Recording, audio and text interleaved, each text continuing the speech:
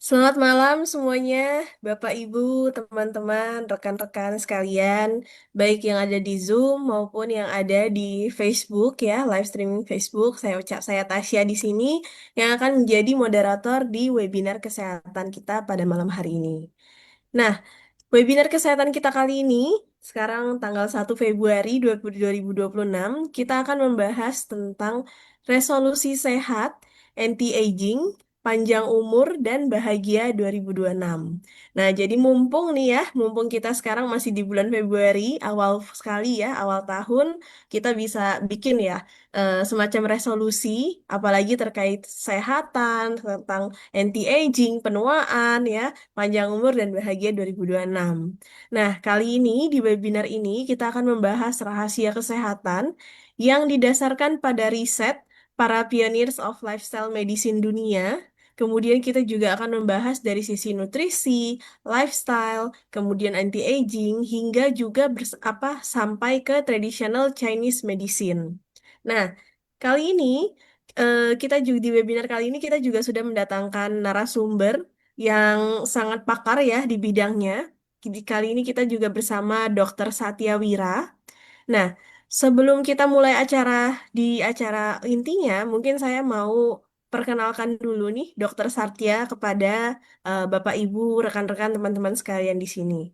Nah, boleh mungkin apa ini siapa ya? Panitia yang boleh di-sharekan terkait profil singkat dari Dr. Satya Wira. Nah, di sini ya sudah terpampang.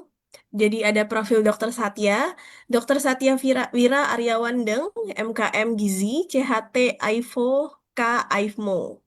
Nah, di sini Dr. Satya Wira itu berpendidikan dan latar belakang medisnya, beliau merupakan seorang dokter umum, kemudian S2 Gizi Kesehatan Masyarakat dari UI, kemudian juga ada pendidikan Magister Penuaan Kulit dan Estetika di FK Unjani.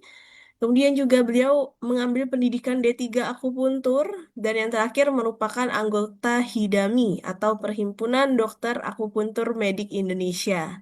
Nah, Dokter Satyawira terlepas dari pendidikan dan latar belakang medisnya juga sangat banyak ya tersertifikasi berbagai macam sertifikat, kemudian juga merupakan praktik holistik dan juga merupakan seorang peran publik yang berperan banyak dalam apa webinar-webinar kesehatan di Indonesia. Salah satunya diantaranya adalah merupakan seorang praktik holistik, kemudian juga ahli ilmu ilmu faal olahraga klinis, kemudian juga tersertifikasi lymphedema twisting tourniquet dan terapi nutrisi vegan untuk penyakit, dan juga ada tersertifikasi hipnoterapi.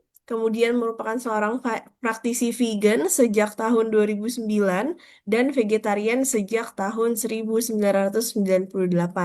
Beliau juga merupakan seorang pembicara di Kongres Vegetarian Asia Pasifik di Thailand dan Nepal. Ada juga pernah di WFVO Conference Jakarta, kemudian Kongres Vegetarian Asia Tenggara. Dan yang terakhir, beliau juga pasti merupakan seorang pembicara di berbagai macam talk show dan juga seminar di Indonesia. Nah, tanpa panjang-panjang lagi, mungkin kita langsung sapa Dokter Satya di sini. Halo dokter, selamat malam. Halo Tasya, selamat malam Tasya, apa kabar? Ya, apa kabar dokter? Saya di sini baik-baik saja. Baik, sehat dan bahagia. Sehat ya, dok ya. Oke, tanpa berpanjang-panjang lagi, dokter sudah siap untuk menyiapkan webinar kesehatan malam hari ini, dok? Ya, Kalau gitu, siapa? langsung saja eh, panggung saya berikan kepada dokter. Silakan, dokter Satya. Ya, terima kasih Tasya. Yang saya hormati Bapak-Bapak, Ibu-Ibu, saudara sekalian, teman sejawat, semuanya selamat malam. Apa kabar? Semoga sehat dan bahagia. Terima kasih telah hadir dan meluangkan waktu dalam webinar yang penting dan berharga ini. Pada kesempatan ini saya akan membawa sebuah topik resolusi hidup sehat, anti-aging, panjang umur dan bahagia di tahun 2026. Mengapa saya meng-sharingkan topik ini? Saya selalu senang mendengarkan kisah orang yang sehat, sukses, dan bahagia. Namun ada banyak kisah kesedihan dalam kehidupan orang-orang yang saya temui, misalnya orang terkena penyakit jantung koroner, kemudian diabetes, obesitas, stroke, kanker, kolesterol, asam urat, hipertensi, jerawat, obesitas, penuaan dini, dan lain-lain. Saya bermimpi suatu saat dapat menemukan cara untuk mencegah, mengobati, bahkan memulihkan penyakit tersebut. Lalu saya mengikuti pendidikan kedokteran dan mendalami lifestyle medicine, ternyata menemukan solusinya dengan pola hidup sehat, pola makan. Dengan lifestyle medicine kita bisa mencegah, bahkan memulihkan penyakit tersebut. Kita akan membahas dengan penelitian-penelitian terbaru. Izin share ya.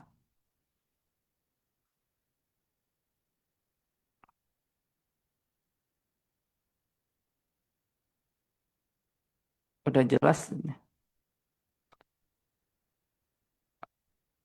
Sudah dok. Oh ya.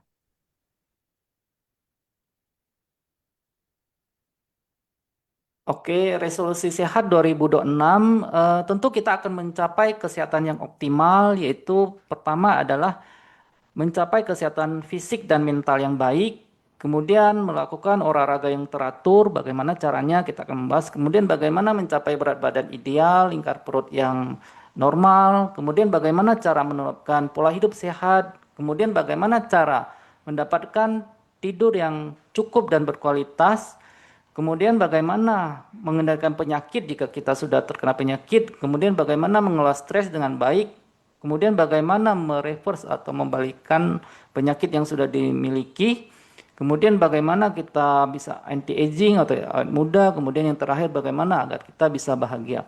Bagaimana tahu kita sehat atau enggak? Tentu kita perlu cek kesehatan ya, terutama cek darah. Jadi ada 9 cek kesehatan yang wajib kita periksa, yaitu berat badan, tinggi badan, kemudian lingkar perut, cek kadar gula, cek kolesterol, cek paru, kemudian cek sadari, kemudian cek alat reproduksi, kemudian cek fungsi mata. Yang ini perlu kita cek kalau dewasa di atas 40 tahun kita perlu cek setiap 6 bulan ya. Jadi kita bisa prediksi, bisa mencegah sebelum sampai sakit. Kemudian menurut penelitian Riskesdas tahun 2018 ternyata prevalensi tekanan darah tinggi terus meningkat. Kemudian prevalensi diabetes juga meningkat. Kemudian prevalensi dari obesitas juga meningkat. Kemudian prevalensi konsumsi sayur dan buah ternyata di Indonesia sedikit ya, hanya 5% yang cukup makan sayur buah. Jadi dari 100 orang hanya 5 orang yang cukup untuk makan sayur buah. Makanya kita di sini IVS VSI membantu Kemenkes untuk mensosialisasikan pola makan yang berbasis nabati, terutama pola makan sayur buah yang cukup. Jadi penyakit PTM itu atau penyakit tidak menular itu banyak diakibatkan karena kurangnya makan sayur dan buah ya. Ini faktor risikonya. Kemudian kita lihat pola makan yang ada di Indonesia. Dulu kan 4 sehat 5 sempurna. Kemudian pada tahun 93 itu adalah pedoman gizi seimbang. Jadi ini ada karbohidrat, ini vitamin dan mineral, ini protein ada dibatasi ya, lemak, gula, garam sedikit. Kemudian pada tahun 2014, Kementerian Kesehatan RI itu mengeluarkan tumpeng gizi seimbang. Yang paling bawah itu adalah karbohidrat, kemudian vitamin dan mineral, sayur dan buah lebih dari 3 macam, kemudian protein, ada protein hewani dan nabati, kemudian lemak, gula, garam sedikit. Gitu. Kemudian pada tahun 2017 ada namanya isi piringku. Kita lihat isi piringku itu sepertiga adalah buah-buahan, kemudian sepertiganya itu adalah sayuran. Kemudian ada lauk pauk, ini ada hewani dan nabati. Kemudian makanan pokok itu karbohidrat. Kita lihat isi piringku ini ternyata protein hewani itu adalah 1/12. Artinya 92% ini dari isi piringku itu adalah makanan nabati atau vegan ya. Jadi memang kita dianjurkan dari Kemenkes sama Germas itu sedikit untuk makan protein hewaninya. Ini contoh isi piringku, jadi ada nasi, ada jagung misalnya, ada buah, ada sayur, ada kacang-kacangan gitu untuk sekali makan. Kemudian kita belajar sedikit mengenai Chinese nutrition. Ternyata di Chinese nutrition itu untuk kuantitas makanan yang paling banyak itu 50-80% itu adalah biji-bijian, beras, oat, jagung, gandum, 30-40% itu sayuran ya. Hewani cuma 5% gitu. Kemudian prinsip umum Chinese nutrition itu konsumsi makan yang bersih, segar, kemudian ciptakan suasana makan yang santai, menyenangkan, makan 3 sampai 5 kali. Kemudian kita perlu mengunyah ya agar pencernaannya lebih maksimal. Pada saat makan kita konsumsi airnya terbatas sedikit ya, kecuali setelah makan setengah jam baru kita minum. Kemudian konsumsi misalnya sayur buah sesuai musim. Kemudian ada yang bilang bahwa vegetarian diet itu kalau terlalu banyak makan sayur buah bisa terlalu yin ya atau terlalu dingin. Kita akan lihat bagaimana caranya agar bisa seimbang tubuh kita. Kemudian kalau kita sudah kenyang kita perlu stop. Jadi 80% kenyang sudah cukup. Jadi untuk menyeimbangkan makanan yang bersifat dingin, terutama di sayuran buah-buahan atau biji-bijian, kita bisa menetralkan dengan makanan yang memiliki rasa ekrit ya, agar untuk mencegah stagnasi qi gitu. Jadi ini adalah makanan yang bersifat hangat. Kan ada yang bertanya, dokter saya banyak mengkonsumsi sayur buah cenderung bersifat dingin. Bagaimana solusinya? Jadi nggak semuanya sayur buah itu bersifat dingin. Jadi ada yang hangat ya. Contohnya kakao, kopi, anggur merah itu. Kemudian ceri, adas, persik, kentang. Kemudian kelompok ubi-ubian juga. Jagung, lentil, millet, kacang polong, nasi, gandum juga ini bersifat energi yang ya. Kemudian pada saat kita masak kita boleh tambahkan jahe, lada, cabai gitu kayu manis, adas, lobak, basil. Jadi makanan yang kita makan itu bisa netral yin dan yangnya dan bisa ada unsur yangnya gitu. Kemudian kelompok kacang biji-bijian, hazelnut, biji bunga matahari, walnut, chestnut juga ini kelompok unsur yang gitu. Jadi tidak semua sayur buah itu bersifat yin gitu.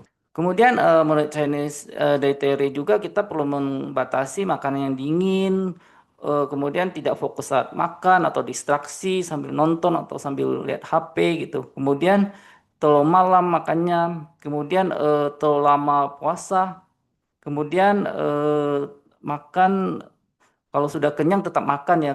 Kemudian kita mengkonsumsi yang berminyak atau berlemak. Jadi itu harus dihindari, menghindari konsumsi gula, menghindari konsumsi alkohol, dan menghindari konsumsi daging-dagingan. Hubungan makanan yin yang dan 5 unsur. Jadi di tubuh kita itu ada 5 unsur, ada kayu, api, tanah, logam, dan air. Jadi kelima unsur ini kita perlu seimbangkan. Misalnya kita perlu makan yang berwarna hijau, warna merah, warna kuning, warna putih, warna hitam agar organ misalnya warna hijau itu sayur hijau ya agar organ hatinya bagus, empedunya bagus. Kemudian untuk rasa kita misalnya perlu makan rasa asam, pahit, manis, pedas, asin. Pahit itu bagus buat jantung dan usus kecil. Misalnya pare gitu ya kita perlu bervariasi. Kemudian perlu manis, pedas dan asin. Kemudian ini nanti kita hubungkan dengan psikis ya. Kalau kita terlalu marah akan mengganggu organ hati. Kalau kita terlalu banyak berpikir akan mengganggu organ lambung dan limpa. Kalau kita terlalu khawatir akan melukai organ paru dan usus besar. Kalau kita setiap hari takut misalnya berkepanjangan akan mengganggu organ ginjal dan kandung kemih. Jadi kita perlu makan yang bervariasi, berwarna-warni seperti ini pelangi ya. Ada merah, ada orange, ada yellow, ada green, ada white, ada blue, ada red purple, ada brown. Jadi ini mengandung zat yang sangat penting, yang protektif, banyak antioksidan, ada beta karotinnya, ada vitamin C-nya, ada asam folatnya, ada indolnya, ada antosianin, ada resveratrol, kemudian seratnya cukup. Ini contoh makanan yang orange ya. Ini bagus untuk mencegah kanker payudara kayak labu, pepaya, kemudian aprikot, kemudian melon yang kuning. Kemudian ini bagus buat jantung, makanan yang buah yang berwarna merah, ceri ya, kelompok berry-berryan, beet, strawberry, kidney bean, red potatoes. Kita akan membahas mengenai blue zones. Jadi blue zones itu adalah area di dunia di mana penduduknya hidupnya jauh lebih lama dan lebih sehat dibandingkan rata-rata global dengan konsentrasi. orang yang berusia, jadi banyaknya dia 100 tahun ya mereka. Kemudian tingkat penyakit kronisnya rendah gitu. Jadi ada 5, Loma Linda, kemudian Nicoya Peninsula, Sardinia, Ikaria, Okinawa, kemudian Singapura. Jadi ini diteliti bagaimana mereka bisa mencapai umur 100 tahun gitu. Kita lihat diet Okinawa Centenarian itu ternyata 90%-nya, 98%-nya itu adalah vegetarian ya. Jadi meatnya sedikit ya. Jadi mereka tinggalnya di kepulauan di Jepang. Jadi usianya terpanjang di dunia ternyata di sana. Mereka makannya seseran ubi, porsi makan yang lebih kecil, kemudian prinsipnya hara hachibu atau makan sampai 80% kenyang. Gaya hidupnya aktif, kemudian ikatan sosialnya baik ya dengan saudara, tetangga, kemudian ada tujuan hidupnya. Kemudian kita lihat Ikaria juga banyak makan sayur-sayuran, buah-buahan, biji-bijian, kacang-kacangan. Kemudian Sardinia juga berbasis nabati. Kemudian di Loma Linda atau California juga sebagian besar ada diet vegan atau vegetarian, aktivitas fisik yang teratur, kemudian hubungan yang baik, tidur yang cukup. Kemudian di Nicoya juga dia berbasis kacang-kacangan dan komunitas yang baik, aktivitas yang baik. Jadi secara ringkas, the guidelines dari Blue Zone itu 90 sampai 100% itu adalah plant-based ya atau berbasis nabati. Jadi yang dimakan itu adalah veggie, sayuran, kemudian legumes, polong-polongan, beverage, nut and seed, kacang-kacangan, biji-bijian, fruits, kemudian yang lainnya. Jadi ada 10 rules dari Blue Zone Diet. Jadi mereka lebih utamakan pola makan berbasis nabati, kemudian ada makan kacang-kacangan dan polong-polongan, makan gandum utuh, mengkonsumsi makanan utuh, membatasi telur dan susu, kemudian menghindari sugar ya gula, menghindari telur, kemudian dagingnya sedikit, mereka lebih banyak mengkonsumsi protein nabati, kemudian mengkonsumsi kacang-kacangan dan minum air yang cukup. Ini juga suku Hunza menu hariannya adalah umbi-umbian, biji, kacang-kacangan, sayur-sayuran, dan buah-buahan dan umur mereka 90 sampai 110 tahun. Jadi di sana tidak menunjukkan tanda dari penyakit jantung koroner, tensi yang tinggi dan kolesterol yang tinggi. Jadi tidak ada kanker, penyakit degeneratif dan kerusakan dari gigi dan tulang. Yang dimakan ini adalah buah-buahan, biji-bijian, kacang-kacangan, kemudian komponen utama dalam diet. Kita bandingkan dengan suku Eskimo, ternyata di sana itu adalah makan utamanya ada ikan dan daging. Jadi mereka menuanya lebih cepat. Jadi 30 tahun terlihat sudah tua. Jarang ada pria dan wanita tanpa berusia 60 tahun gitu. Jadi rata-rata 25 tahun itu banyak ditemukan penderita penyakit degeneratif akibat penurunan fungsi organ. Oke, selanjutnya kita akan membahas dari lifestyle medicine. Jadi lifestyle medicine itu ada di American College of Lifestyle Medicine. Tujuannya adalah untuk mengintervensi perilaku berbasis bukti untuk mencegah, mengobati, bahkan mengelola penyakit kronis. Jadi tujuannya meningkatkan kualitas hidup yang panjang, kesehatan fisik dan mental, kemudian pencegahan, dan kita mencari akar permasalahan mengapa bisa sakit. Menurut ramalan Edison, bahwa dokter masa depan tidak memberikan obat, tetapi mereka lebih memperhatikan pasiennya dalam perawatan manusia seutuhnya dalam diet. Jadi dia mencari dari nutrisi, kemudian mencari penyebabnya apa orang bisa sakit. Kemudian kalau sudah sakit, dia edukasi bagaimana mencegah. Jadi ke depan kedokteran ini cita-cita kita ya. Eh, se- mu- Mudah-mudahan 5 tahun sampai 10 tahun ke depan banyak dokter yang mengadopsi dan mengedukasi pasien dengan pola hidup dan pola makan. Kemudian nanti terintegrasi dengan pendidikan kedokteran atau kurikulum di ini pendidikan. Kemudian nanti suatu saat masyarakat akan lebih berfokus ke pencegahan dan preventif ya dengan kolaborasi dengan pemerintah, institusi, penyedia layanan dokter dan masyarakat. Dan kalau obat itu adalah pilihan terakhir.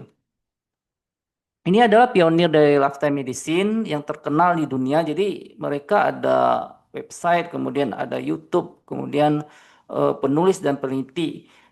Pertama ada T. Colin Campbell, kemudian Dan Onis, kita nanti akan bahas ya.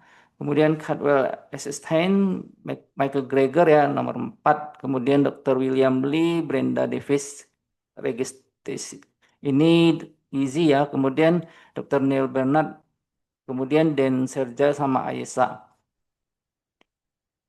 Di luar negeri itu banyak sekali buku. Ini contohnya dari Colin Campbell, Prof. Colin The China Study. Ini penelitian di China ya selama 20 tahun lebih.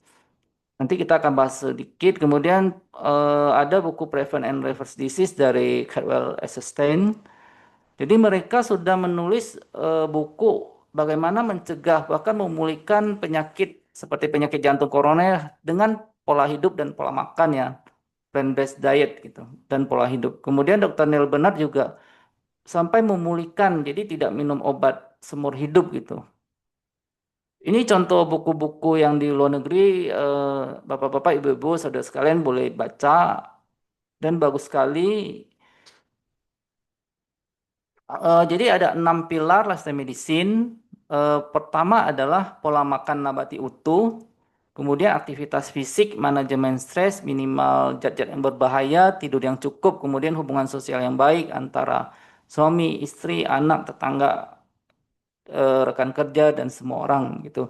Jadi lifestyle medicine ini di Indonesia ada juga namanya Indonesia Lifestyle Medicine Association yang sudah ada pernah kongres pertama kali, nanti akan diadakan sertifikasi. Jadi sudah berdiri sejak tahun 2004 ya ACLM ini American College of Lifestyle Medicine dan sudah ada di berbagai cabang di dunia. IVS dan VSI dan WFO also apa, mengedukasi bagaimana pola makan nabati utuh atau vegan itu dengan baik. Jadi pilar yang pertama pada kesempatan ini kita akan membahas secara ringkas 6 pilar ini. Jadi tujuan dari lifestyle medicine ini adalah meningkatkan kesehatan yang optimal, kemudian meningkatkan usia harapan hidup. Kalau kita sebelum sakit ya, kalau kita tambah lifestyle medicine, usianya bisa lebih panjang. Kemudian kalau misalnya kita tidak pola hidup dan pola makan sehat, misalnya usia kita misalnya sampai 60 tahun. Tapi kalau kita tambah lifestyle medicine bisa eh, ini lebih tinggi ya, bisa 100-an tahun gitu. Jadi ini tujuannya adalah bagaimana mencapai optimal health atau kesehatan yang optimal. Kita sedikit membahas anti-aging medicine, bagaimana anti-aging medicine itu memperlambat atau ditunda, bahkan dihambat ya. Jadi anti-aging correction itu bisa dengan internal aging correction, external aging correction. Kalau internal aging correction itu dengan pola hidup dan pola makan yang kita ajarin ini ya, yang 6 ini. Kalau eksternal itu misalnya surgical correction itu dengan dokter bedah kulit ya. Kalau non surgical ya dengan dokter anti aging kayak thread lift, botox, filler gitu. Kalau internal aging correction itu dengan healthy lifestyle hampir sama dengan tadi. Kemudian pola makan yang sehat, kemudian olahraga, kemudian sel terapi, kemudian terapi hormonal ya kita cek, kemudian dengan suplemen dan obat kalau perlu ya. Jadi secara intinya hampir sama dengan lifestyle medicine, perubahan pola hidup sehat, tidak merokok, tidak alkohol, tidur yang cukup. Alkaline diet itu lebih baik makan sayur buah, kemudian olahraga, intensitasnya sedang, kemudian mengontrol stres, kemudian kita cek hormonalnya, baru kita terapi kalau butuh, baru dengan stem cell ada juga. Ini contoh intervensi dari pola hidup dan pola makan dengan makan fiber dari sayur-sayuran, kemudian di probiotik dari sayur buah juga akan membuat healthy gut microbiome jadi kesehatan usus yang baik sehingga kulitnya juga akan baik. Ini contoh buah dan sayur yang sangat bagus. Dia bisa untuk hiperpigmentasi, untuk wrinkles, untuk kerutan, kemudian untuk eritema, untuk meningkatkan kolagen juga likopennya bagus. Kemudian untuk kolagen biar naik dan elastinnya naik dengan karotenoid ya seperti kale gitu. Ini contoh-contohnya ini juga dari nut and seed untuk kerutan dan hiperpigmentasi seperti melasma ya. Soybean juga banyak isoflavonnya untuk meningkatkan elastisitas, kemudian meningkatkan hidrasi dari kulit. Green tea juga ada katekin, ini fungsinya.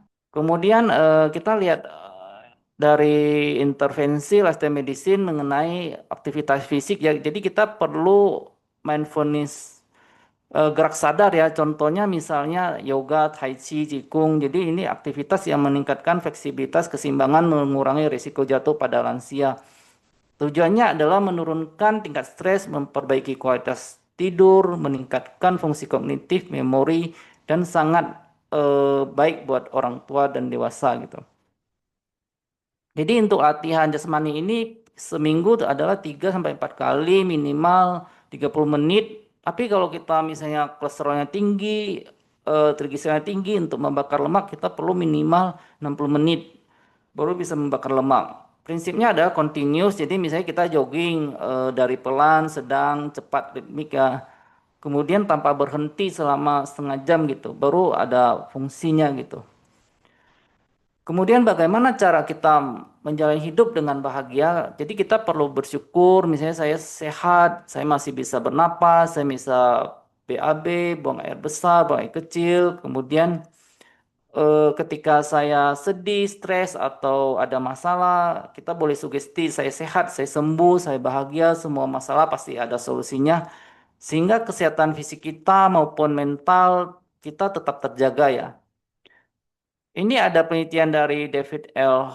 Hawkins selama 20 tahun bagaimana agar kita bisa energi levelnya tinggi ya agar kita bisa bahagia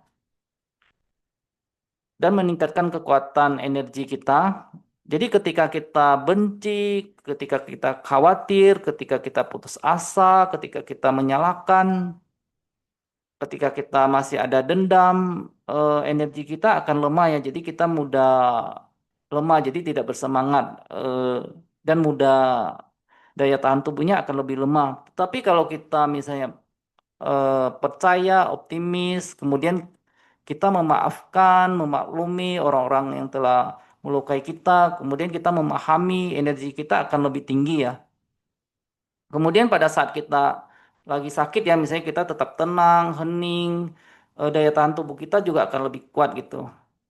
Ketika kita sukacita, bergembira, kemudian memberikan kasih, ini energinya semakin kuat.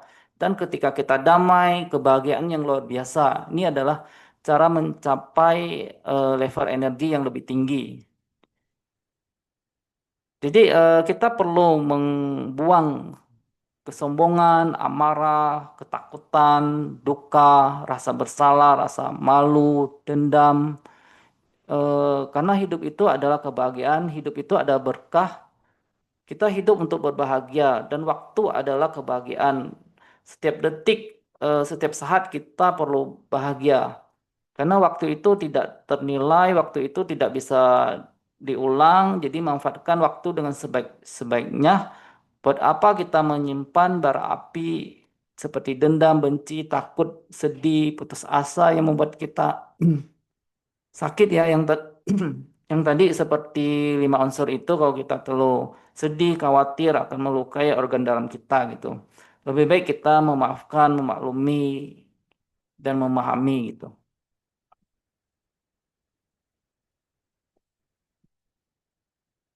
Oke, selanjutnya kita belajar sedikit mengenai kesehatan usus. Jadi ada hubungan antara otak usus kita dari sel-sel imun kemudian yang mempengaruhi suasana hati, kognisi, dan kesehatan mental kita. Jadi kesehatan usus itu adalah kesehatan otak juga, kesehatan mental dan hormonal kita agar seimbang ya. Jadi kita perlu membuatnya seimbang gitu. Jadi ada namanya mikrobiota usus, adalah kumpulan triunan dari mikroorganisme yang memodulisasi respon imun dan metabolisme. Jadi kalau mikrobiota usus ini tidak seimbang, misalnya kita terlalu banyak makan antibiotik atau obat-obat atau eh, protein hewani ya, daya tahan tubuh kita akan lemah dan mudah sakit ya kalau nggak seimbang biasanya akan terkena autoimun atau sakit. Ya mempengaruhi mood, kognisi, gangguan dan neuroinflamasi. Kemudian jadi ya berhubungan juga dengan manajemen stres. Kalau kesehatan usus kita tidak baik, jadi kita mudah stres gitu. Kemudian dari sayur dan buah ini ada namanya SCFA, short chain fatty acid, yang dihasilkan dari serat ya. Serat itu dari sayuran buah-buahan gitu. Kemudian ada sumbu HPA ini adalah yang berhubungan hormonal, jadi berkaitan dengan kondisi cemas dan depresi. Jadi rekomendasi diet agar kesehatan usus kita baik adalah dengan whole food plant-based. Sumber serat dan prebiotik itu adalah sebagai makanan bakteri yang baik adanya di legumes, kacang-kacangan ya, kacang merah, black bean, kacang navy, lentil, kacang hijau, buncis, kacang polong, tempe, tahu. Biji-bijian, roll oat, quinoa, nasi, gandum ya, buah-buahan juga ada. Ini sayur yang tinggi prebiotik. Kemudian makanan yang kaya polifenol, senyawa tanaman yang bertindak sebagai antioksidan. Jadi ini adalah bakteri usus. Contohnya di kelompok buah beri-berian, sayuran, minuman, rempah. Kemudian kita juga boleh mengkonsumsi makanan fermentasi probiotik seperti adalah bakteri hidup yang menambah keragaman mikrobioma usus. Bisa didapatkan dari tempe, asinan kubis, kombucha, miso, yogurt nabati. Terus bagaimana agar kita tidurnya nyenyak? Jadi kita eh, hindari lihat TV ya atau HP. Jadi kita perlu digital detox, terutama sebelum misalnya kita tidurnya jam 10, kita jam 8 perlu stop. Jadi agar sinar dari pancaran dari HP ini atau TV ini tidak mengganggu hormon melatonin. Kemudian bagaimana agar tidur kita nyenyak?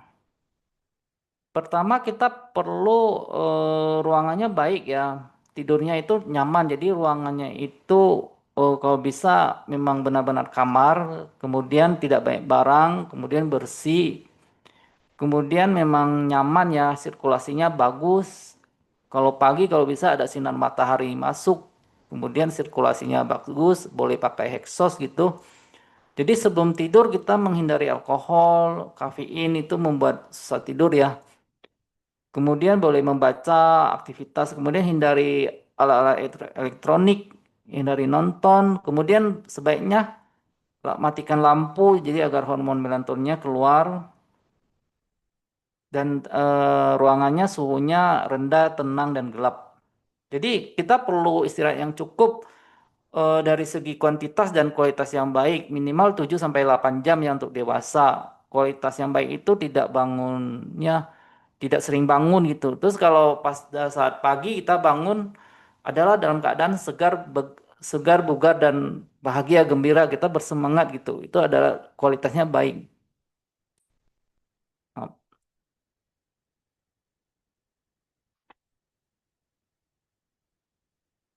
apa sih tujuan dari manfaat tidur yang cukup itu untuk meningkatkan sistem kekebalan tubuh, meningkatkan mood dan mengurangi stres, meningkatkan fungsi memori, meningkatkan pertumbuhan sel, memperbaiki jaringan dan pemulihan otot, meningkatkan produktivitas dan performa olahraga. Kalau kurang tidur, akibatnya bisa kurang konsentrasi, daya tahan tubuhnya lemah, kelihatan lebih cepat tua, stresnya meningkat. Kemudian kalau berkendaraan bisa tidak fokus. Ini hubungan dengan obesitas, kalau kurang tidur biasanya hormon leptinnya tidak seimbang, jadi kita akan makan terus ya gitu ya. Jadi kita akan gemuk gitu. Selanjutnya kita akan membahas whole food plant-based diet atau pola makan nabati utuh atau vegan.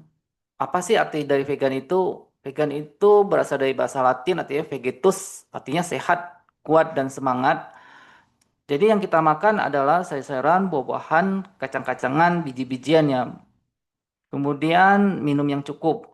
Jadi tidak mengkonsumsi animal product termasuk telur, susu, daging, ikan, ayam, dan madu.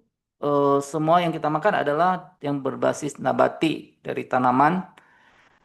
Jadi whole food plant-based diet itu adalah makanan yang tidak ada yang buruk ditambahkan dan tidak ada yang baik dibuang. Ini menurut Dr. Michael Greger ya. Apa sih fungsi dari whole food plant-based diet? Sangat banyak ya, bisa sebagai healing atau penyembuhan. Dia antioksidannya banyak. Kemudian dia bersifat antiinflamasi.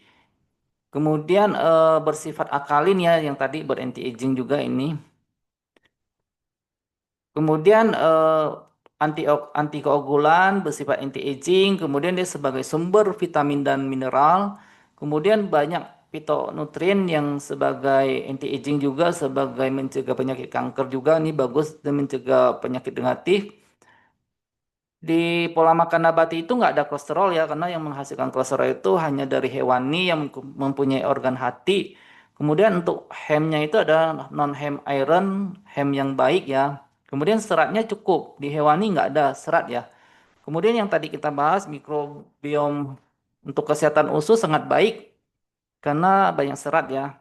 Kemudian dia sebagai angiogenesis regulator ini untuk memutuskan membuat sel kanker itu tidak tumbuh. Kemudian dia bersifat regenerasi, kemudian dia memproteksi DNI dan meningkatkan daya tahan tubuh. Apa sih masalahnya dengan protein hewani itu? Protein hewani ini kolesterolnya tinggi. Kemudian dia lemak jenuh ya, yang akan berisiko ke penyakit eh, jantung sama stroke. Kemudian dia bersifat asam, hem iron terlalu tinggi ya. Kemudian dia ada neolimak gizi ini memicu peradangan kronis. Oh misalnya saya sering sakit pinggang, sakit lutut, sakit kaki, kok nggak hilang-hilang itu loh.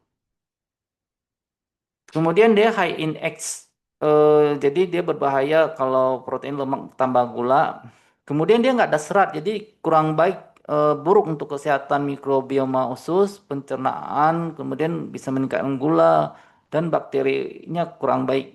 Kemudian tidak ada fitonutriennya, kemudian dia mengandung antibiotik karena pada saat di peternakan itu mereka disuntik hormonal, kemudian disuntik antibiotik agar tumbuhnya cepat.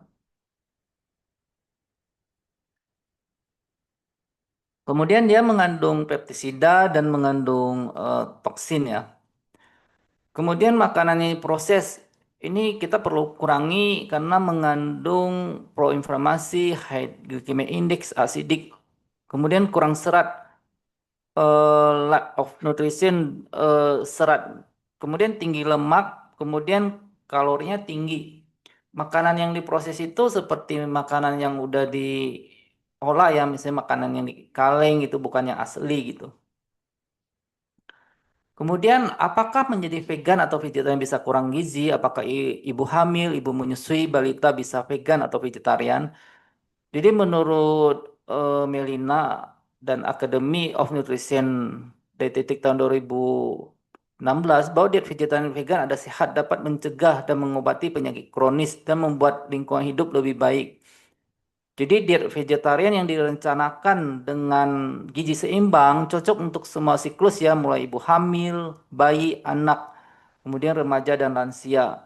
Dan dapat membantu mengurangi risiko penyakit jantung, tensi yang tinggi, diabetes tipe 2, stroke, obesitas, dan berbagai jenis penyakit kanker lainnya.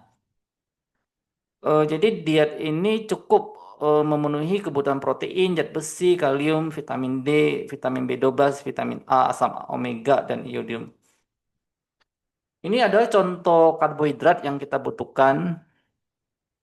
Jadi kalau bisa yang alami, yang utuh ya, misalnya kayak kentang yang direbus, ubi, jagung yang direbus, itu adalah makanan nabati utuh. Kalau memang pada saat kita sehat ya kita boleh makan nasi, roti, gandum, mie gitu. Crackers. Ini contoh porsinya jadi satu hari itu 3 sampai 4 porsi ya misalnya pagi, siang, malam, pagi, siang, malam gitu. Ini kalau mau yang lebih banyak contoh karbohidratnya boleh dari brown rice, nasi coklat ya, whole grain, oat ya, makanan gandum utuh, flaxseed, kemudian barley juga bagus, quinoa dan biji-bijian yang lain ini ada sebagai karbohidrat. Kemudian sayur 3 sampai 4 porsi itu seperti apa? Boleh misalnya kita bikin sup bayam atau misalnya sup campur ya, misalnya ada buncis, ada kol, ada wortelnya gitu. Minimal tiga macam sehari. Kalau bisa ganti-ganti dan berwarna-warni. Nggak harus banyak, yang penting ada gitu. Kemudian buah 2 sampai 3 porsi. Nggak harus mahal, yang penting ada. Kalau bisa berwarna-warni, misalnya pepaya satu, pisang satu, jeruk satu, melon. Jadi minimal 3 macam sehari. Pagi, siang, malam gitu.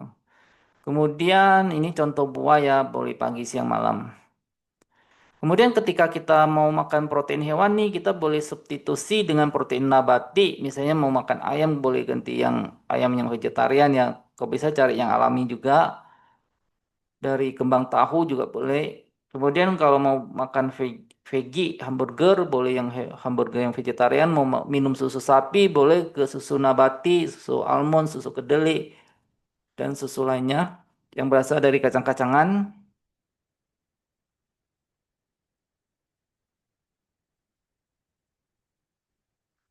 Kemudian untuk eh, protein nabati ya dari polong-polongan. Kemudian ini contohnya tempe 2 potong sebesar korek api.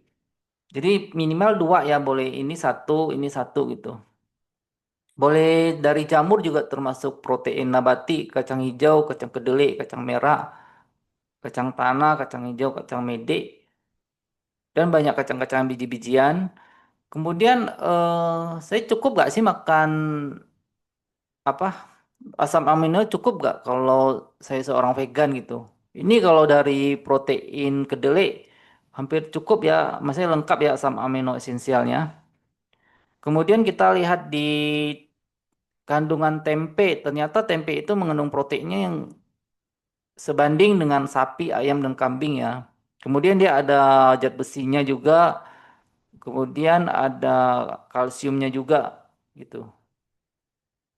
Kita belajar dari Brenda Davis ya, seorang ahli gizi. Jadi dia ada seorang penulis buku, ada 13 buku, kemudian pembicara dunia juga. Ini boleh baca ya kalau mau tahu lebih dalam mengenai protein nabati. Kalau dulu kan yang dipakai itu adalah ini ya, PER itu. Jadi yang digunakan sebagai skor utama untuk melihat itu protein itu eh, kualitas protein itu baik atau enggak gitu loh. Jadi ini yang dites itu pada tikus ya. Jadi tidak mencerminkan pada manusia. Kemudian ada PDCAS. Ini yang menurut WHO, FDA dan WHO ya, bahwa ternyata soy protein itu sebanding dengan egg protein, telur sama casein susu ya, satu. Tapi menurut ini ya Brenda Davis ada yang baru ya, True Ileal Digestibility. Ini lebih akurat pada manusia pada makanan yang matang. Jadi misalnya kacang-kacangan, biji-bijian kita rendam, kemudian kita masak, boleh direbus, kemudian di oven gitu. Ternyata hasil penyerapan protein dari makanan matang ini hanya berbeda beberapa persen. Jadi ini memang yang diukur pada manusia gitu. Kalau yang di PER ini adalah pada tikus. Jadi tidak mencerminkan pada manusia. Jadi mengapa ada misalnya orang-orang yang bilang bahwa kualitas protein nabati itu penyerapannya jelek. Karena ini diukurnya pada tikus, tidak mencerminkan kualitas protein pada manusia ya. Jadi kalau mau perdalami boleh baca di buku Brenda Davis mengenai True Ileal Digestibility. Jadi kacang kedelai itu penyerapannya sangat tinggi ya, mendekati nilai protein hewani jika diolah dengan baik. Jadi kacang-kacangan biji-bijian kita perlu rendam dulu atau diangatin atau dimasak yang penting ya untuk meningkatkan penyerapan gitu. Jadi ini kacang tanah, biji labu, biji-bijian, merupakan protein yang baik dan daya cernanya sangat baik. Kemudian kita lihat, dokter, saya takut kurang gizi, kurang protein jika tidak konsumsi daging, telur, ikan. Betul nggak sih? Ternyata kita lihat protein yang paling tinggi itu adalah kedelai ya 34. Kalau telur kan cuma 12. Masih kalah dengan kacang hijau. Buncis juga 21, tinggi ya. Dengan hewan sapi, ayam, babi juga masih kalah dengan kedelai. Jadi kalau kita mengkonsumsi kedelai sama produknya seperti kembang tahu, susu kedelai, kan banyak ya. Kita cukup untuk mencukupi protein. Ini yang tadi ya protein. Kemudian protein nabati itu juga banyak di kacang-kacangan biji-bijian. Ini lentil, ini white bean, kemudian hazelnut, pistachio, kacang merah ya. Ini yang tadi. Ini menurut Dr. Brenda Davis, bagaimana cara mendapatkan asam amino esensial dari tanaman atau nabati ya? Sebenarnya hewani itu mendapatkan asam amino esensial itu kayak sapi yang makan rumput ya. Dia juga ini dari rumput. Itu hewan hanya memperoleh memakan dengan tumbuhan. Jadi sebenarnya yang mengandung asam amino esensial itu sebenarnya di tumbuhan gitu, di sayur dan buah gitu. Jadi animal itu mendapatkan asam amino dari tumbuhan, kemudian semua asam amino itu sebenarnya ada di makanan nabati, di tanaman gitu. Cuman kita perolehnya secara langsung atau tidak langsung. Jadi semua asam amino esensial termasuk 20 asam amino acid itu ada di makanan kacang-kacangan biji-bijian yang cenderung lebih rendah kalori, rendah lemak jenuh, bebas kolesterol dan seratnya lebih banyak. Kita lihat ya contohnya ya. Ini kan animal food, telur, mie, salmon, chicken, beef, pork. Asam amino esensialnya ini, non esensialnya ini ya. Kita lihat di legumes, beans, lentil, peas ya. Ada jadi mengandung asam amino esensial, kemudian pinto beans, soybean, lentil, black beans, split peas, kemudian greens. Biji-bijian juga ada quinoa, makaroni, rice, brown, ada asam amino esensialnya, non esensialnya juga ada. Kelompok kacang, almond, peanut, pecan, walnut, ada ya. Vegetable juga ada ternyata asam amino esensialnya. Ini menurut Nutrition Database System Research University of Minnesota. Di fruit, kemudian di kelompok jamur juga ada asam amino esensialnya. Jadi kalau kita makan bervariasi, ada legumes, ada greens, nut, vegetable, fruits, mushroom, kita tidak perlu takut kekurangan asam amino esensial ini. Tuh. Ini contoh protein. Kalau kita makan black bean, walnut, quinoa, soy meal, brokoli udah 50. Jadi untuk kebutuhan sehari udah cukup. Kan kalau dewasa 50 misalnya 0,8 ya, udah cukup ini.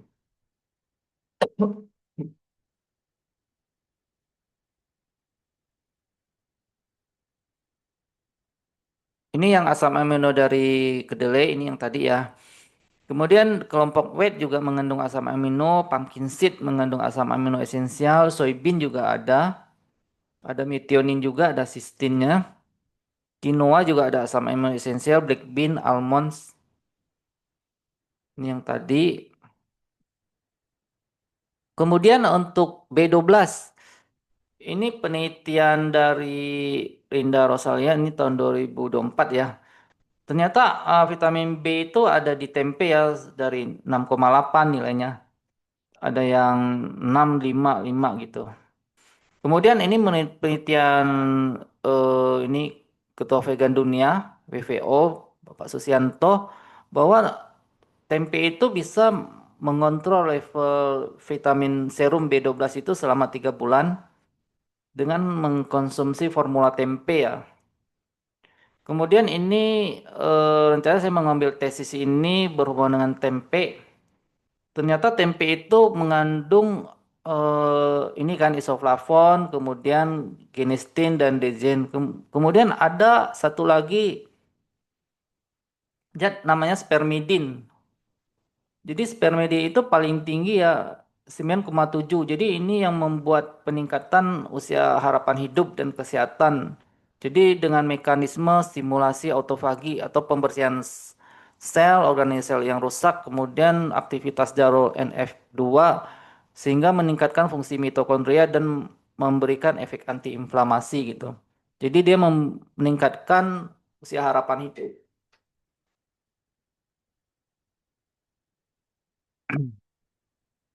Jadi tempe itu sangat bagus, ada B12-nya, kemudian ada zat spermidin yang membuat eh, apa autofagi pembersihan sel yang rusak.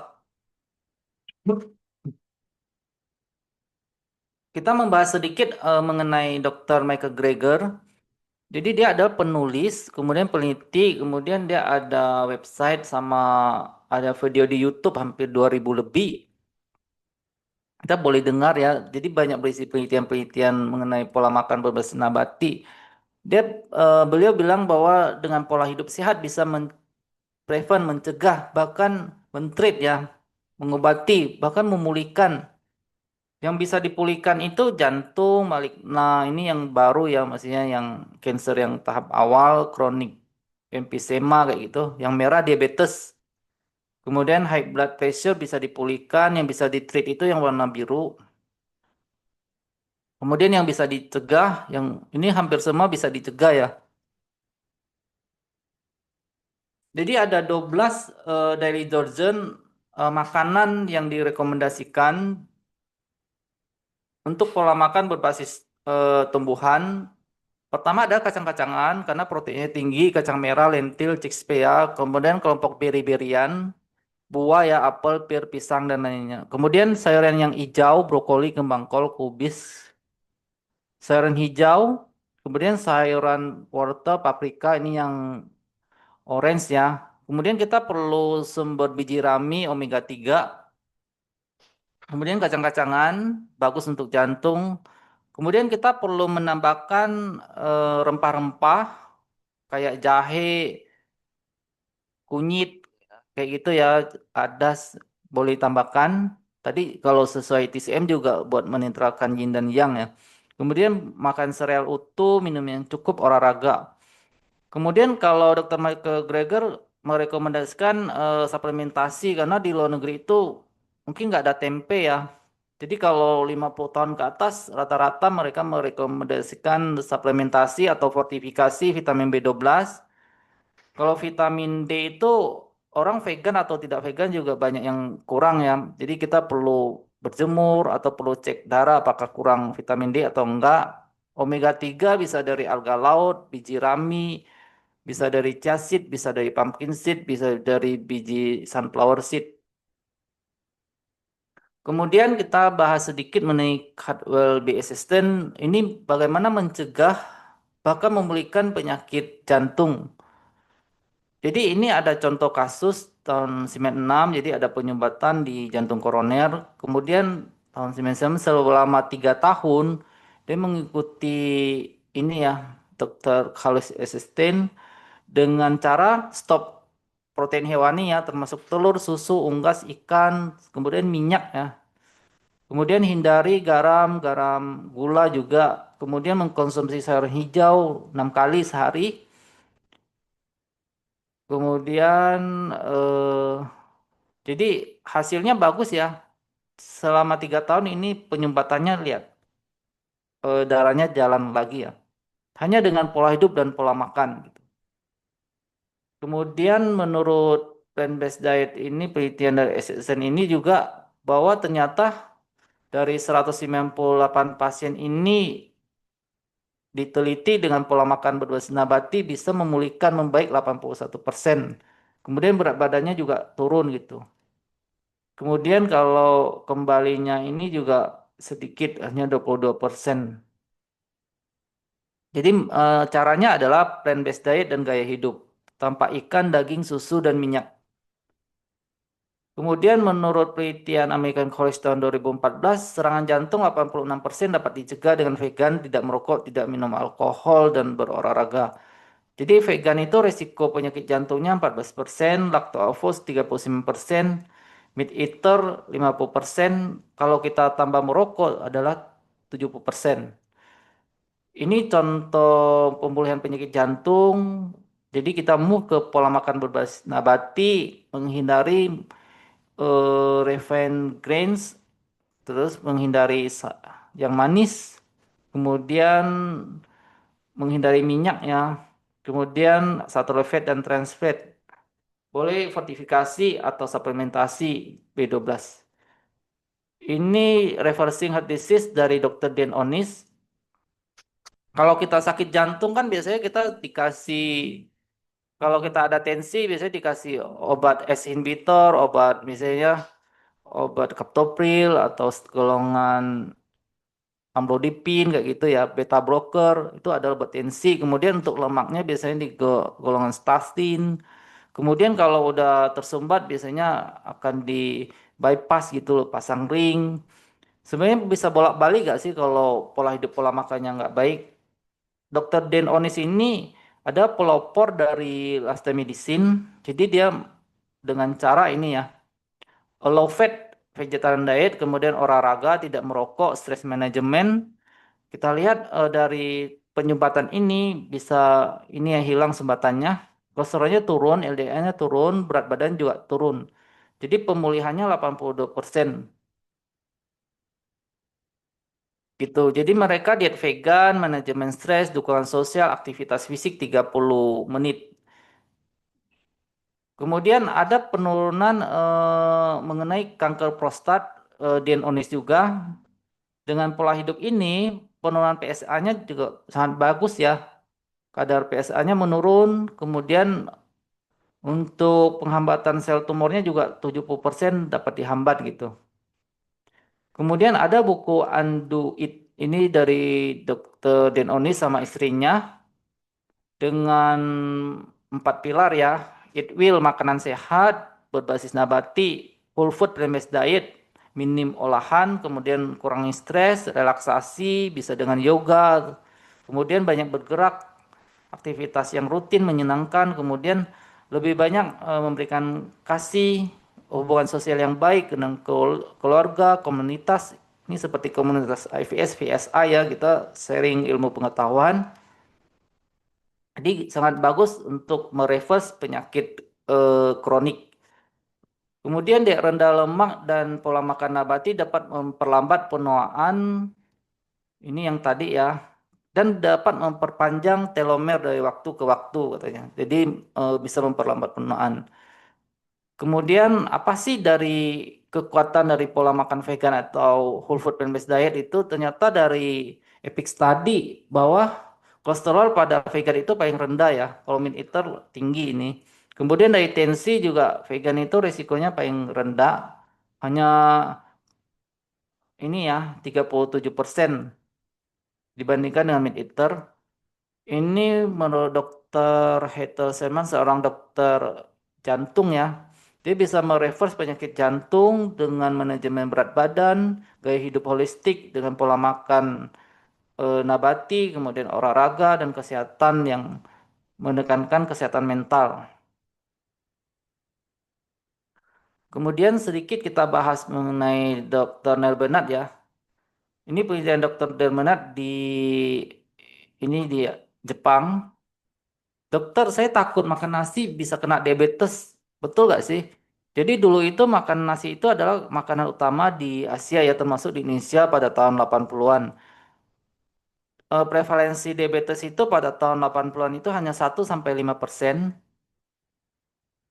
Tapi semenjak pola makan barat masuk ke Asia, termasuk Indonesia, seperti fried chicken, hamburger, keju, kentang goreng, jadi peningkatan dari fat intake, terjadi peningkatan fat intake, kemudian penurunan dari karbohidrat gitu. Jadi prevalensi dari diabetes juga meningkat pada tahun 80 kan 1 sampai 5%, pada tahun 90 jadi 11 sampai 20%. Jadi tidak ada sifat genetik yang berubah gitu. Selama 10 tahun ini perubahan hanya pola makan yang berbasis nasi ke pola makan makan barat ya. Jadi berat badannya juga naik gitu. Gulanya juga naik. kita akan bahas sedikit mengenai diabetes tipe 2 karena resisten dari insulin hormon karena pankreasnya bisa memproduksi tapi tidak bisa bekerja dengan baik ya. Jadi ketika kita makan karbohidrat kan masuk ke pembuluh darah ya seperti nasi, kentang, ubi, jagung, singkong, mie ya. Ada organ pankreas yang mengeluarkan insulin hormon. Ini misalnya contohnya di sel ya, sel itu bisa sel mata, sel jantung, sel di tubuh kita. Jadi karbohidrat yang kita makan itu akan menjadi glukosa, glukosa masuk ke dalam sel. Untuk masuk ke dalam sel itu butuh namanya insulin hormon. Insulin hormon itu kayak ini ya kunci ya, terus ada gembok gitu. Jadi agar glukosa bisa masuk, jadi insulinnya membuka gembok ini. Apa yang terjadi pada diabetes? Jadi kunci ini nggak berfungsi gitu. Jadi insulinnya nggak merespon karena di gemboknya ini banyak lemak sama protein hewani kata Dokter Bernard.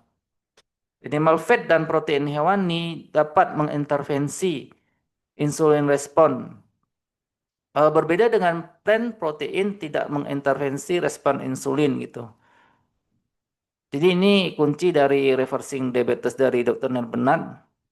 Ternyata pola makan nabati bisa mengontrol gula darah secara signifikan meningkatkan kontrol HbA1c 1,2 poin yang lebih bagus dari diabetes oral. Jadi minum obatnya juga sedikit. Ini contoh treatment dari a low fat vegan diet. Jadi membatasi pola makan yang tinggi lemak sama protein hewani, kemudian serat yang cukup minimal 40, membatasi yang glycemic index yang tinggi, tuh. Kemudian boleh suplementasi atau fortifikasi B12. Ini menurut berat badan dari Dokter Benar penelitiannya, ternyata dengan vegan BMI-nya normal ya di bawah 25 dibandingkan non-vegetarian. Untuk prevalensi dari diabetes juga paling rendah pada vegan, non-vegetarian lebih tinggi. Kemudian bagaimana cara mengontrol gula darah, berat badan, tekanan darah tinggi, kolesterol dalam satu waktu? Kalau kita ke dokter kan tentu kita akan dikasih obat gula, kemudian obat obat obesitas, kemudian obat tensi, obat kolesterol 4 kali ya, 4 macam. Kemudian minumnya juga tiap hari gitu. Ada nggak sih caranya bagaimana tidak makan obat tiap hari gitu, seperti kita makan sehari-hari 3 kali 1 gitu. Jadi menurut Dr. Bernard ini bahwa plant-based diet bisa mengontrol gula darah, body weight, tekanan darah, kolesterol dalam satu waktu. Jadi tidak ada satu obat yang dapat melakukannya. Jadi menurut Hippocrates juga jadikan makanan sebagai let your food your medicine, jadikan makanan sebagai obatmu. Ini ada penelitian dari Dr. Susianto selama 21 hari whole food plant-based diet. Ternyata berat badannya turun ya dari 119 menjadi 111. Lingkar perutnya juga turun, semendok jadi 72. Tensi juga turun, kolesterol turun, LDL juga turun, trigliserida dari 1134 jadi 302. Glukosa juga turun. Jadi sangat bagus ya ini dengan whole food plant-based diet. Jadi dengan plant-based diet juga menurunkan berat badan 1 bulan sekitar 4 kilo ya. Oke, selanjutnya bagaimana agar kita bisa mencapai berat badan ideal? Pertama, makanlah sedikit yang mengandung kalori yang tinggi, kemudian kita perlu makan yang pelan-pelan dan cepat-cepat ya. Kemudian hindari rasa pedas karena rasa pedas membuat nafsu makan gitu. Jadi ada dua rules, no animal product sama minyaknya sedikit karena minyak itu kalorinya tinggi. Jadi untuk jangka panjang itu kita perlu makan karbohidrat kompleks, kemudian dietnya protein nabati, hindari kolesterol yang tinggi, minyak sayur juga kita hindari gitu. Jadi yang kita makan itu fruit, grains, legume, vegetable karena fatnya sedikit, seratnya banyak, memberikan makanan yang cukup, kalorinya juga sedikit. Kemudian kalau kita makan malam juga meningkatkan tumpukan lemak ya di perut. Kemudian kalau breakfast itu bisa menurunkan BMI, jadi bagus ya kalau sarapan. Jadi makanan pagi itu bagus ya, lebih banyak, siang lebih dikit, malam paling sedikit. Jadi eat breakfast like king, lunch itu kayak prince, kalau malam itu sedikit ya. Jadi kapan waktunya kita makan? Kalau bisa sebelum jam 7 malam. Kalau terlalu malam kan organ-organ kita perlu istirahat ya. Jadi tidak bagus bisa numpuk. Kemudian pagi breakfast juga bagus. Ini tentang cancer, karena waktu ya kita agak cepat.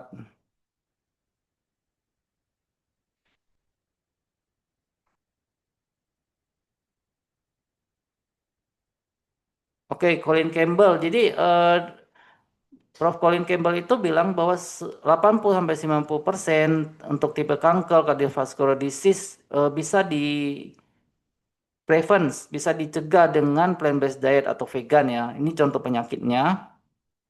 Jadi kolesterol itu pada makanan nabati nggak ada ya, adanya di hewani. Kemudian intake fat dengan breast cancer, ini penelitian dari Prof. Colin Campbell bahwa negara maju ya, Netherlands, Denmark, New Zealand, pemakan animal fat yang banyak, breast cancer juga paling tinggi di sana.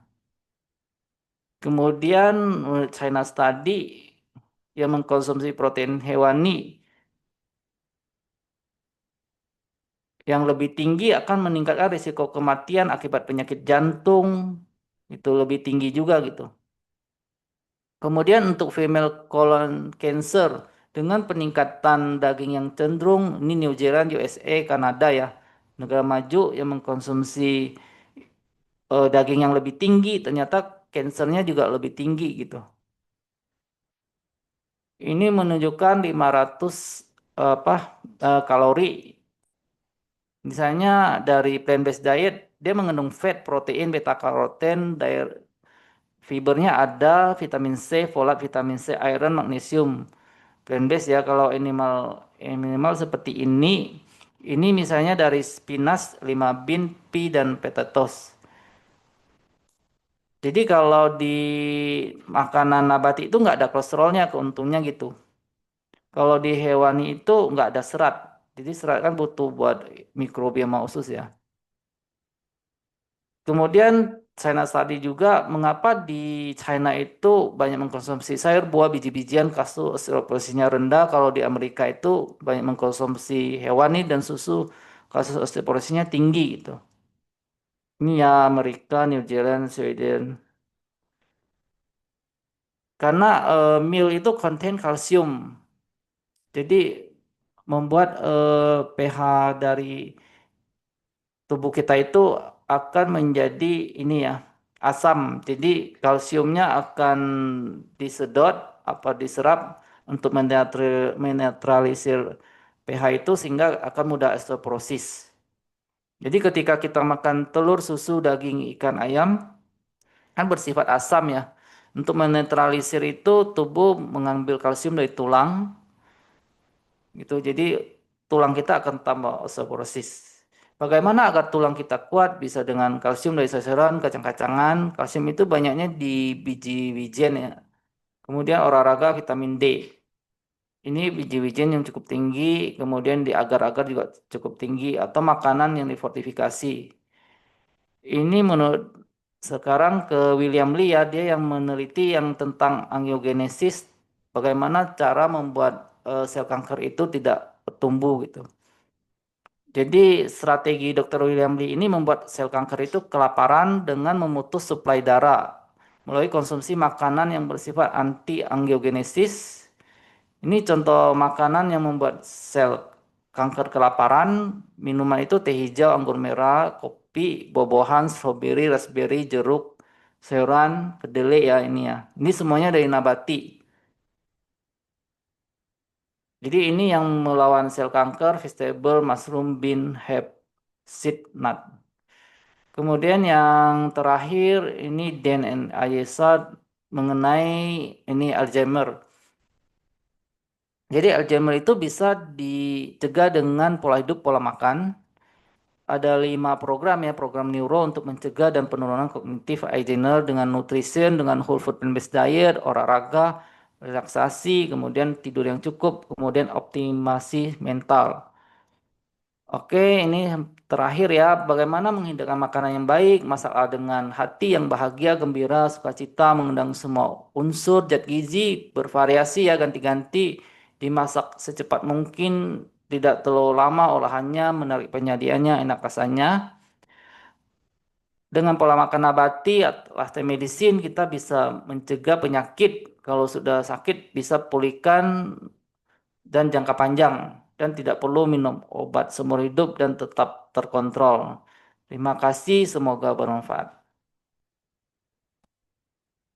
Oke, terima kasih kepada Dokter Satya atas paparan materinya yang panjang kali lebar ya dok ya, walaupun panjang kali lebar, tapi ya saya harap juga Bapak Ibu rekan-rekan di sini bisa terus konsen, terus fokus terkait dengan materi-materinya. Nah, dokter, di sini sudah ada beberapa pertanyaan yang ada di kolom Zoom, komentar Zoom. Mungkin juga saya bisa ingatkan ke semua Bapak Ibu, rekan-rekan sekalian, jika ada pertanyaan, boleh nanti langsung open mic saja, ataupun di kolom komentar nanti kita bacakan. Nah, ini kita mulai dulu dari kolom komentar, walaupun sudah ada yang tunjuk tangan di sini, cuman kita dari kolom komentar dulu ya. Nah, pertanyaan pertama. Hmm, Dok, benarkah fruktosa? Oh, pertanyaan pertama dari saudara April. Dok, benarkah fruktosa pada buah-buahan menyebabkan liver? Dan benarkah resistensi insulin dan tingginya trigliserida karena terlalu banyak karbo? Satu lagi, Dok. Agar tidak sembelit, sebetulnya yang benar itu perlu ditambahkan serat atau lemak, Dok, selain cukup air. Itu dulu.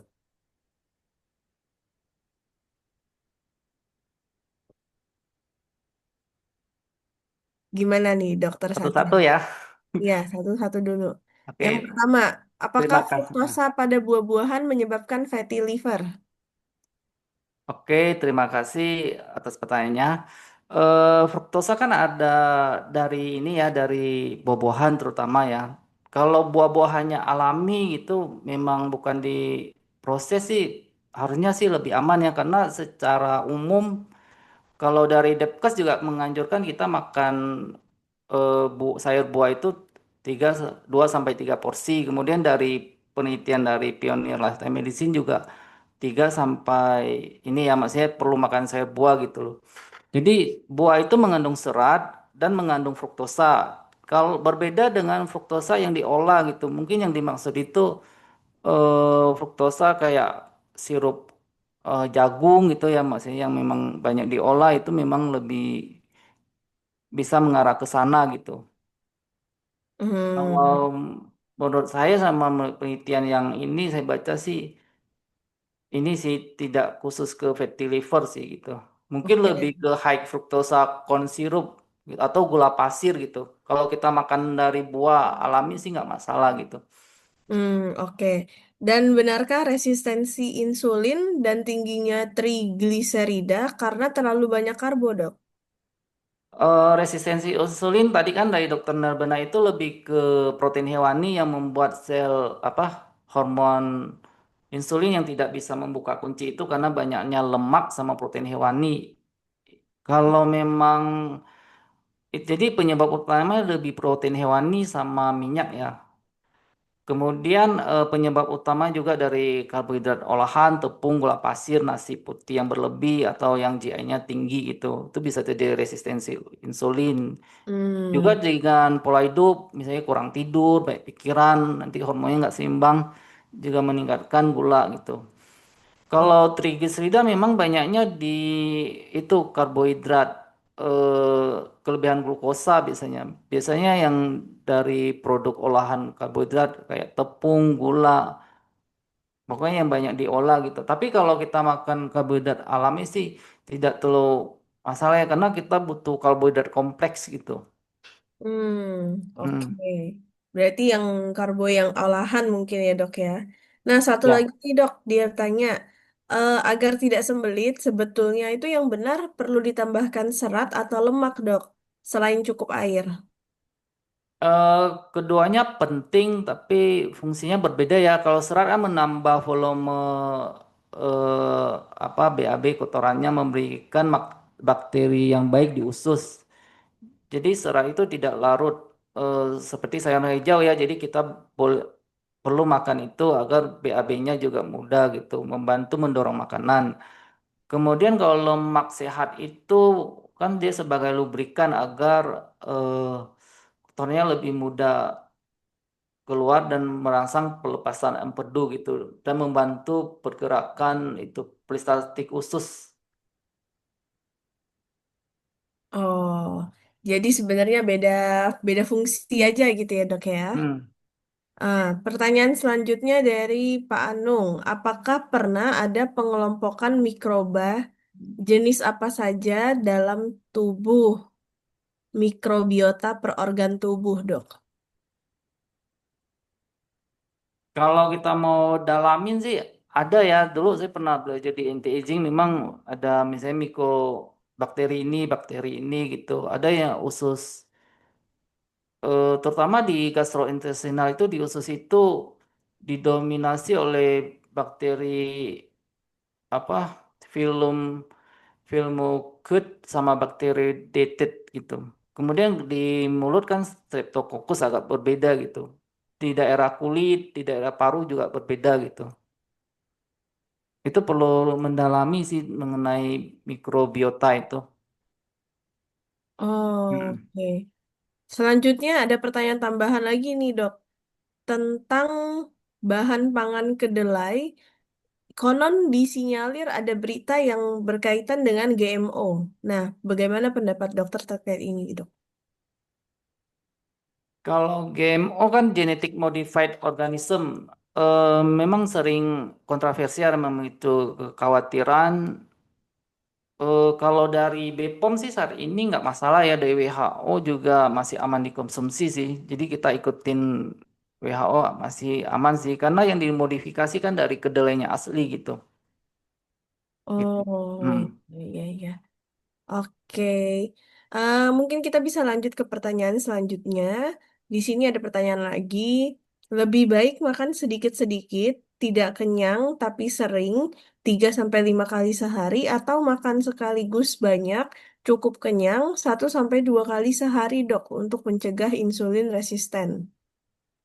Kalau insulin kan biasanya 3 kali makan, 3 kali ngemil, baiknya gitu. Jadi misalnya pagi sarapan, terus 2 jam lagi, jam 9 kita ngemil lagi gitu. Terus jam 12 makan lagi. Sedikit-sedikit lebih bagus sih. Oh, jadi Nah. kalau untuk mencegah insulin resisten, sedikit-sedikit lebih bagus gitu ya. Mm-mm.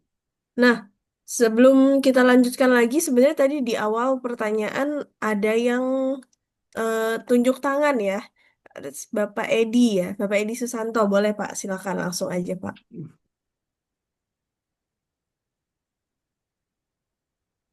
Bentar. Bapak Edi sepertinya masih mute ya, Bapak Edi.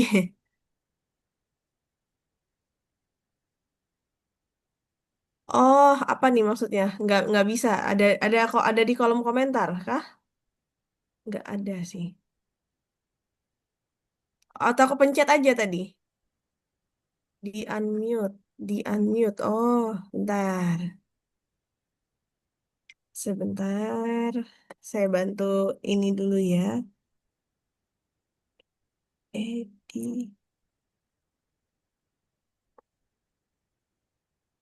kok Baik masih? Bu, terima kasih. Selamat malam Bu. Ya, Selamat malam juga Dok. Perkenalkan saya Edi. Saya ingin bertanya nih, saya punya case di mana saya punya teman gitu kan, dia baru belajar vegetarian. Nah, jadi di case ini nih, dia itu setelah kita sering makan bareng, jadi kita bisa tahu dia itu nggak suka makan sayur-sayuran gitu. Dan kayak misalnya kayak kacang, kacang panjang, buncis, tomat, dan sayuran hijau lainnya gitu. Itu dia kurang suka. Nah, atau dia nggak mau gitu. Setiap keambil selalu over ke yang lain atau nggak dikonsumsi. Nah, parahnya lagi dia itu tidak makan tempe, tidak suka makan tempe. Nah, padahal tempe kan proteinnya cukup tinggi ya. Nah, jadi ini yang membuat saya tuh berpikir apakah ini akan bisa berakibat nanti vegetarian tapi tidak sehat malahan kayak gitu. Nah, atau kekurangan gizi, akhirnya ujungnya jadi disalahkan oleh publik atau keluarganya. Nah, jadi menurut dokter, bagaimana untuk kasus seperti ini gitu? Kalau untuk anak kecil kan masih kita bisa bohong-bohongin ya. Nah, tapi kalau untuk orang yang sudah dewasa bagaimana ya? Itu yang pertama. Pertanyaan kedua, seringkali kita memeriksa kesehatan itu banyak sekali kita menemukan mungkin kita sebagai vegetarian, tapi bisa aja gula darah kita tinggi ataupun asam urat kita tinggi, kolesterol kita tinggi dan sebagainya. Nah, jadi kalau dokter biasanya memeriksa kita itu tuh atau mungkin kita sakit lah kondisinya. Dia selalu memberikan saran banyak makan yang hewani atau daging dan sebagainya gitu. Nah, jadi di sini kan kita boleh diskusi dok, apakah dokternya ini kurang update atau ada konspirasi lain? Terima kasih dok. Jangan tutup dulu ya. Oke, terima kasih pertanyaan Bapak Edi yang bagus. Kita jawab satu-satu ya. Tadi temannya vegetarian, tapi nggak suka makan sayur hijau, buncis, tomat, tempe, dan lain sebagainya. Kalau ini sih bisa risiko kekurangan ini ya vitamin mineral ya, karena di sayur buah itu kan banyaknya vitamin dan mineral ya. Jadi perlu ubah mindsetnya sih agar dietnya seimbang. Kita tetap ikutin piramida seimbang dari Depkes atau isi piringku. Jadi memang sayur dan buah itu perlu dimakan, terutama sayur ya. Sayur kan 3 sampai 4 porsi sehari gitu. Kalau tempe nggak makan, eh, ada makan kacang-kacang lain nggak?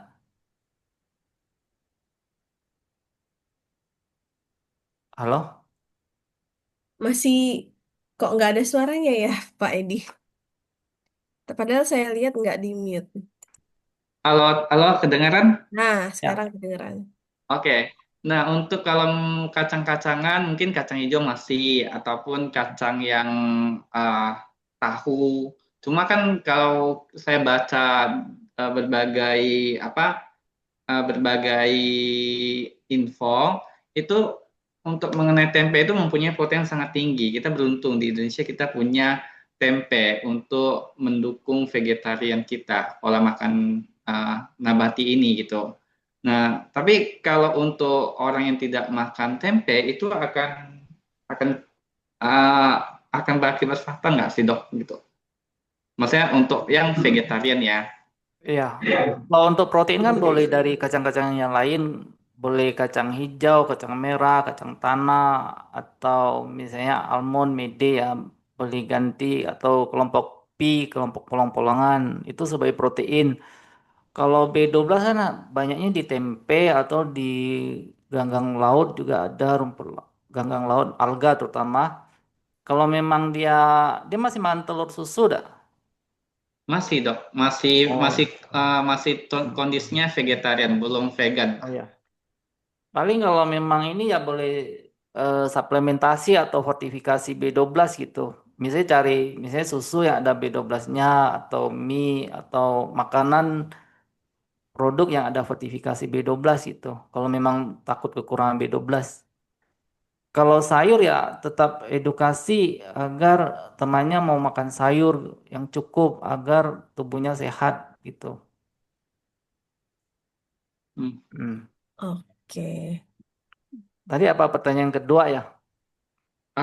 Tentang case dengan dokter yang mungkin memberikan kita saran itu uh, makan yang hewani gitu. Misalnya gini, contoh ya, kita periksa, ternyata kita uh, akan asam urat kita naik gitu kan, Hmm. atau mungkin kita kolesterol dan sebagainya. Lalu disarankan mungkin contoh atau mungkin kita ada penyakit lain dan kita disarankan untuk mengkonsumsi makanan hewani gitu. Nah, itu Oh. bagaimana?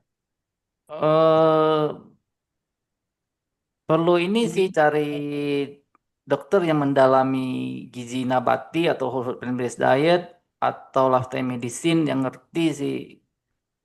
Karena nggak semua dokter atau ahli gizi mengikuti gitu ilmu-ilmu ini gitu. Kalau memang ada asam urat kan terutama di hewani, terutama di jeroan, usus, hati, ikan kaleng, itu nilainya di atas 100. Kalau di nabati itu kayak kacang pinat itu cuma 28. Sayur yang agak tinggi memang kalau dicek tinggi paling di bayam, emping, melinjo. Paling itu kita hindari nggak semua sayur dan nggak semua kacang. Kalau memang vegetarian takut ada asam urat, biasanya pada rumput laut sama shiitake, jamur itu memang agak tinggi. Paling kita batasi itu kalau untuk kelompok nabati. Kalau penelitian sih justru dengan asam urat, apa kalau kita vegetarian bisa mengurangi risiko asam urat gitu. Walaupun tinggi asam uratnya di sayur, dia nggak langsung jadi purin. Ada penelitian dari Tzuchi kayak gitu. Terus apa? Kolesterol kan adanya di hewani, nggak ada di nabati. Jadi kita eh, mungkin salah mispersepsi ya itu ya. Terus apa lagi tadi? Ya, itu kan hanya Bapak case aja, Dok. Hmm. Dan ternyata kan di lapangan kita tuh banyak case seperti itu, bukan hanya kolesterol, asam urat, tapi itu banyak contoh-contoh kayak penyakit lain. Mereka juga em, apa disarankan untuk makan yang hewani. Kalau dengan tadi kan sudah dijelaskan bagaimana mengganti protein hewani kan dengan protein nabati, bagaimana mencukupi B12. Kalau dengan hewani kan otomatis risiko penyakit ke jantung, stroke, cancer akan lebih banyak kan dan akan minum obat juga mungkin seumur hidup kalau kita beralih ke nabati kan tergantung hak kita sih sebagai pasien memilih sih itu Pak. Dan kita kan juga boleh belajar juga, boleh baca dari jurnal-jurnal. Jadi sekarang kan ada AI, ada banyak jurnal yang terbuka, kita boleh baca itu buat konfirmasi apakah itu benar atau enggak. Kemudian kan di IVS, PSI juga sering seminar kan mengedukasi itu sesuai penelitian-penelitian terbaru. Jadi eh, itu bagaimana kebijakan kita atau kita mengikuti yang mana sebaiknya gitu loh. Yang penting kita ikutin penelitian yang terbaru aja gitu. Oke, baik Dok. Terima kasih Dok. Jelas Oke, ya? Jelas Dok. kita lanjut ke pertanyaan selanjutnya. Ini ada yang bertanya, Dok izin bertanya, makanan dan buah terbaik untuk asam lambung bagaimana tuh Dok? Dan bagaimana pencegahannya? Untuk asam lambung, makanan yang terbaik untuk asam lambung. Kalau asam lambung, kebanyakan sayur buah baik sih. Yang nggak baik kan biasanya yang pedas, yang kayak cabai, merica, yang merangsang ini ya asam lambung yang naik. Kemudian yang susah dicerna gitu. Kalau buah yang terbaik tuh buah apa tuh Dok? Yang untuk asam lambung kira-kira?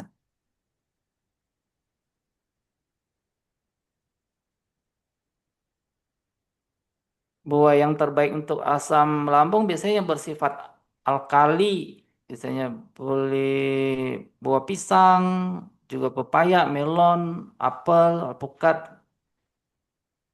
Itu Oke. sih. Oh. Oke, next pertanyaan. Tolong saran dokter untuk makanan sahur yang sehat saat orang Muslim berpuasa di bulan Ramadan. Terima kasih dok, saya baru belajar vegetarian. Oh ya, untuk sahur sama ya kita tetap mengkonsumsi karbohidrat kompleks, kemudian ada sayur dan buahnya, kemudian ada proteinnya 2 porsi gitu.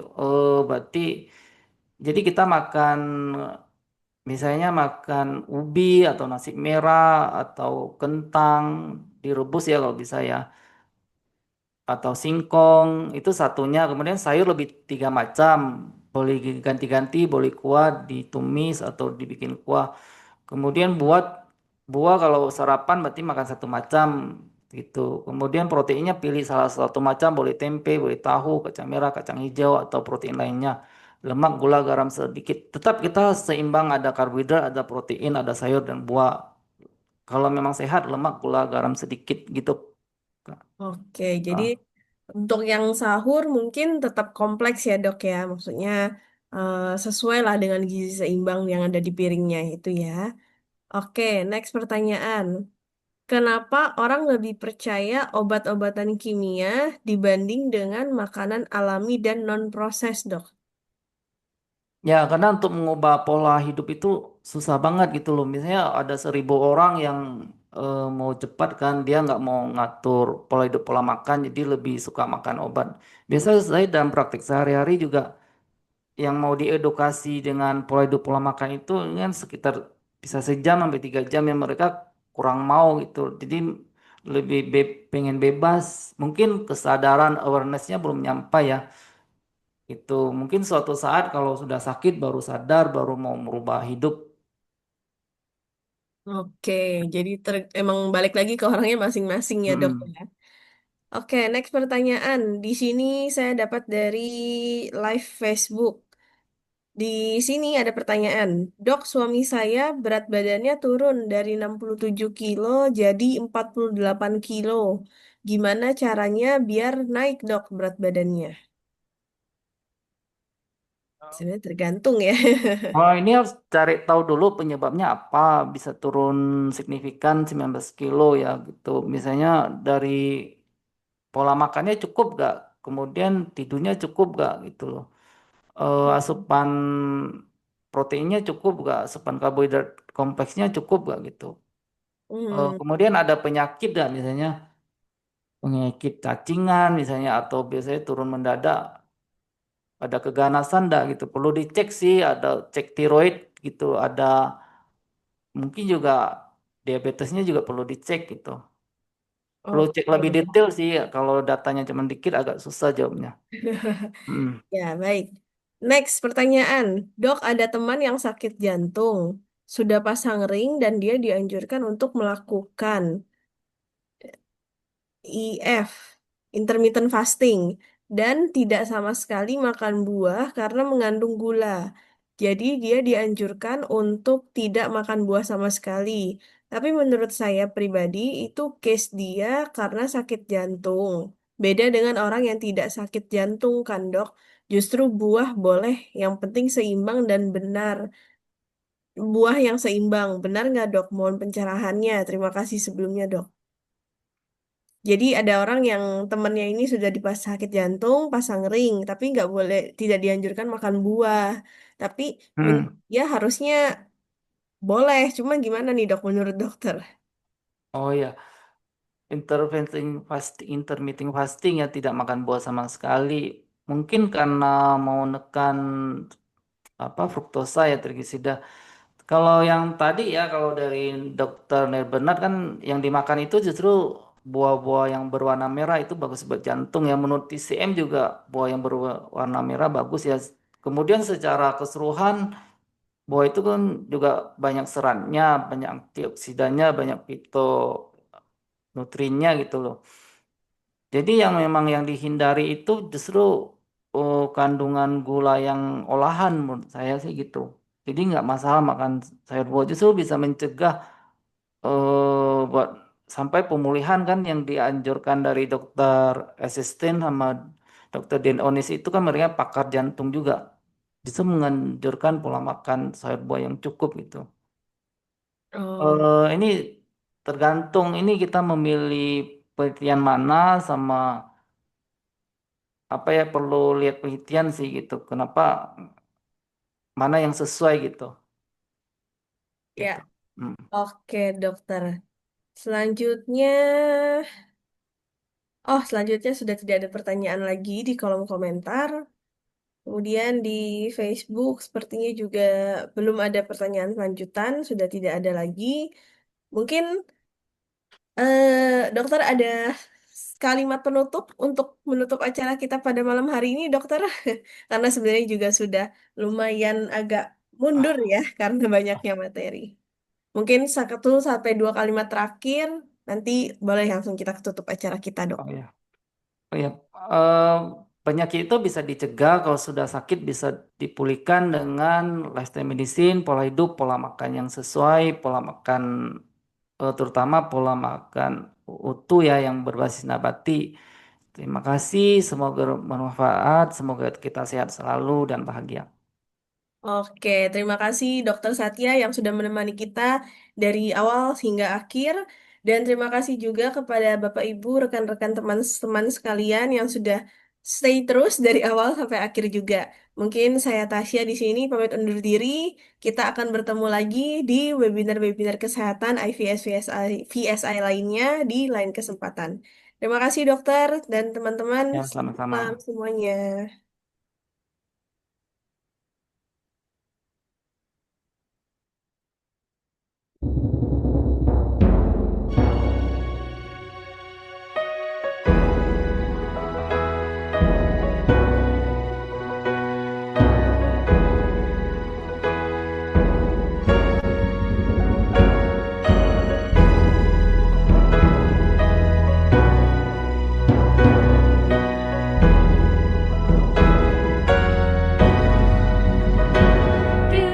Dengarkanlah jerit tangis mereka, berikan kebebasan hidup. Berhenti membunuh dan menyiksa, mari kita lestarikan hidup. Bersama kita wujudkan sehat dengan pola hidup vegan.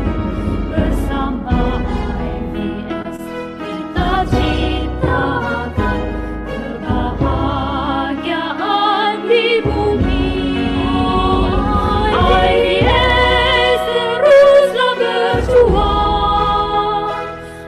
IVS bentangkan sayap kasih-Mu, berjuang demi kesehatan dan kebahagiaan bersama, membangun bangsa yang cerdas dan berbudaya.